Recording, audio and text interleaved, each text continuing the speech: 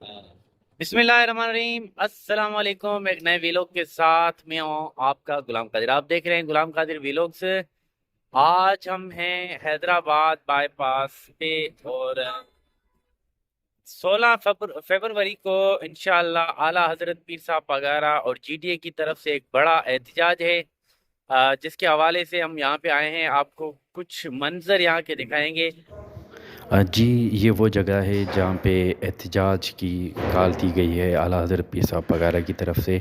और यहाँ पे मुरीदेन और जितने भी आला हज़रत पीर साहब वगैरह के वर्कर हैं, जीटीए के वर्कर हैं, वो यहाँ पे पहुँचेंगे इंशाअल्लाह। 16 फरवरी को आला हज़रत पीर साहब वगैरह का खिताब भी सुनेंगे।